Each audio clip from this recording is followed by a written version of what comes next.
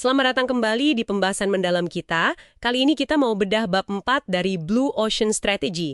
Judulnya fokus pada gambaran besar, bukan angka. Seringkali kan kalau kita ngomongin perencanaan strategis, yang kebayang itu spreadsheet tebel, angka-angka rumit gitu ya. Kadang malah bikin kita jadi makin terjebak di persaingan yang itu-itu aja. Nah, bab ini nawarin sesuatu yang beda, pakai gambar. Jadi misi kita sekarang ini gimana caranya pendekatan visual ini bisa bantu Anda semua merancang strategi yang benar-benar baru, bebas dari angka dan persaingan ketat. Langsung aja yuk kita mulai.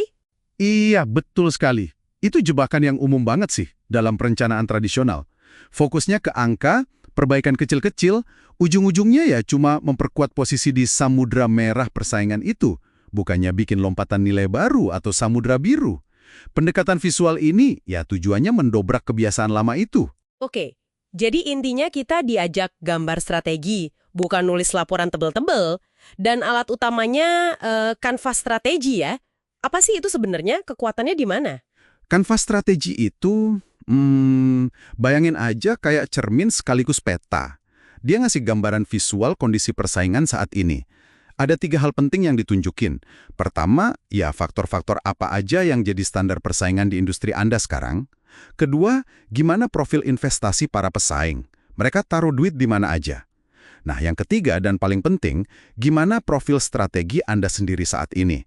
Kurva nilai Anda, dan gimana seharusnya nanti biar fokus, beda, dan punya tagline yang kuat.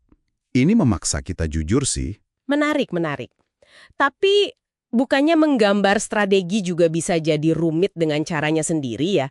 Gimana kita mastiin proses visual ini beneran nyederhanain, bukan cuma mindahin kerumitan ke format lain? Pertanyaan bagus. Kuncinya itu ada di proses 4 langkah yang cukup terstruktur. Kita bisa lihat contohnya di grup jasa keuangan FEF. Langkah pertama, kebangkitan visual. Ini tahap, gimana ya, jujur pada diri sendiri. Anda gambar dulu kanvas kondisi sekarang, as is, terus bandingin langsung sama pesaing. Buat tim FEF waktu itu, wah ini kayak tamparan keras loh. Mereka baru sadar, ternyata strategi mereka nggak fokus, mirip banget sama pesaing. Malah ada yang kontradiktif. Misalnya ngakunya web gampang dipakai, tapi lemotnya minta ampun. Wah, pasti kaget ya mereka. Momen kebenaran yang pahit gitu ya. Oke, terus setelah sadar kondisi nyata, apa langkah berikutnya? Langkah kedua itu eksplorasi visual. Nah, ini waktunya keluar kantor, turun gunung.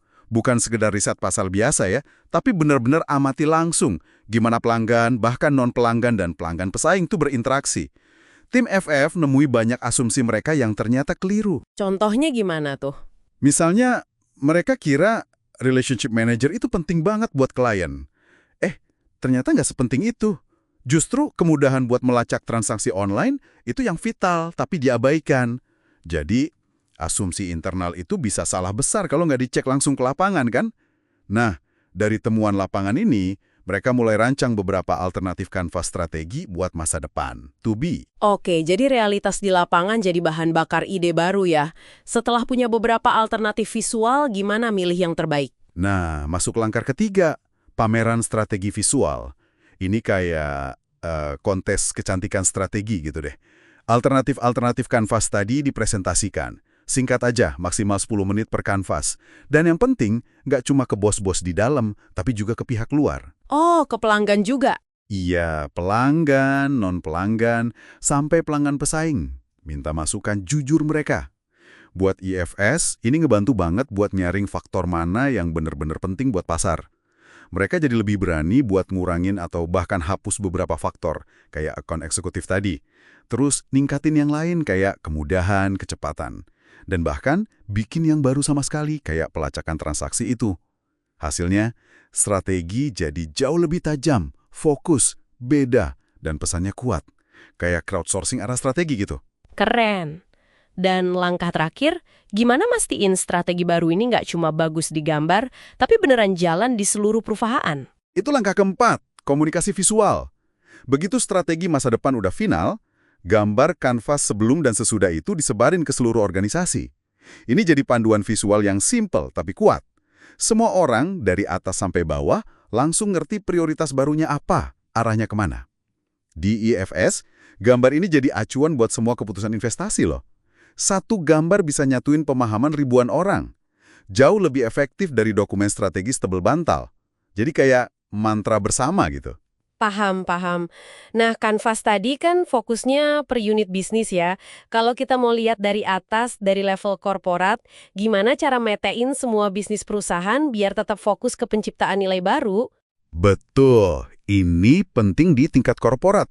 Ada alat pelengkapnya namanya peta perintis migrator penghuni atau PMS Map. Ini bantu manajemen puncak buat visualisasi portofolio bisnis mereka berdasarkan potensi inovasi, nilai, dan pertumbuhan ke depan. Jadi ada penghuni, settlers. Ini bisnis yang ikut-ikutan aja di Samudra Merah. Mungkin ngasilin duit sekarang, tapi ya potensinya gitu-gitu aja. Terus migrators. Ini nawarin nilai yang lebih baik dikit, tapi belum terobosan lah. Pertumbuhannya lumayan. Nah, yang paling dicari itu perintis, pioneers. Ini calon pencipta Samudra Biru. Potensi tumbuhnya paling gede. Meskipun mungkin di awal perlu bakar uang. Peta ini bantu banget buat nyeimbangin antara pemasukan hari ini sama investasi buat masa depan. Jadi fokusnya ke inovasi nilai di semua lini bisnis. Oke, jadi intinya nih, dengan berani geser fokus dari angka-angka ke gambaran besar lewat kanvas strategi dan peta PMS itu, proses perencanaan bisa jadi lebih hidup, lebih melibatkan banyak orang, dan yang paling penting, lebih buka peluang nemuin samudra biru ya. Ini bukan cuma ganti spreadsheet jadi gambar, tapi benar-benar mengubah cara kita melihat bisnis dan persaingan. Persis, tepat sekali. Dan ini membawa kita ke satu pertanyaan reflektif nih buat Anda semua yang mendengarkan. Coba direnungkan. Seberapa sering sih proses perencanaan strategis Anda yang sekarang dengan segala kerumitan angka dan detailnya itu justru tanpa sadar malah menghalangi Anda melihat gambaran besar, menghalangi potensi terobosan yang mungkin sebenarnya ada di depan mata. Coba bayangkan deh, apa yang bakal terjadi kalau di rapat strategi berikutnya Anda usulkan untuk singkirkan dulu tumpukan dokumen dan spreadsheet itu, lalu mulai diskusi dari satu lembar kanvas strategi aja. Perubahan cara pandang apa kira-kira yang mungkin muncul? Wah, pertanyaannya menarik banget untuk dibawa pulang dan direnungkan ya. Terima kasih banyak sudah menyimak pembahasan mendalam kita kali ini. Sampai jumpa lagi di kesempatan berikutnya.